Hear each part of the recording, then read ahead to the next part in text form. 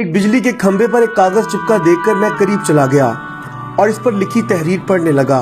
लिखा था, बराहे करम जरूर पढ़ें। इस रास्ते पर कल मेरा 50 रुपए का नोट खो गया है। मुझे ठीक से दिखाई नहीं देता, जिसे भी मिले बराहे करम पहुंचा दे, नवाजिश होगी।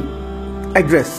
ये पढ़ने के बाद मुझे बहुत हैरत हुई कि 50 का नोट किसी के लिए इतना जरूरी है, तो उस पते पर जाने का इरादा किया और गली में उस मकान के दरवाजे पर आवाज लगाई।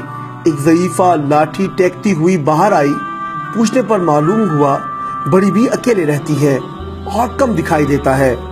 मैंने कहा, माँ जी आपका 50 का नोट मुझे मिला है, इसे देने आया हूँ। ये सुनकर बुढ़िया रोने लगी। बेटा, अभी तक करीब 50 लोग मुझे 50 का नोट दे गए हैं। मैं अनपढ़ हूँ, ठीक से दिखाई भी नहीं देता। पता नहीं कौन मेरी इस हालत को देखकर मेरी मदद करने के लिए लिख कर चला गया। बहुत इसरार करने पर माई ने पैसे तो रख लिए, लेकिन एक दरखास्त की कि बेटा वो मैंने नहीं लिखा, किसी ने मेरी मदद की खातिर लिख दिया है। जाते हुए उसे फाड़ कर फेंक देना बेटा। मैंने हाँ कहकर टाल तो दिया, लेकिन मेरे ज़मीर ने मुझे सोचने पर मजबूर कर दिया कि इन सभी लोगों से बुढ़िया ने वो कागज फाड़ने के लिए कहा होगा, मगर किसी ने नहीं फाड़ा।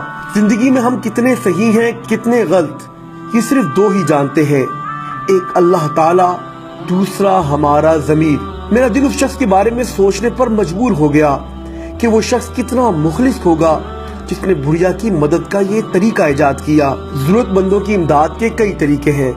मैंने उस शख्स को दिल से दुआएं दी। सिर्फ मदद करने की नीयत होनी चाहिए। रास्ता और रहनुमाई अल्लाह सुब्हानहू व तआला की तरफ से हो जाती है।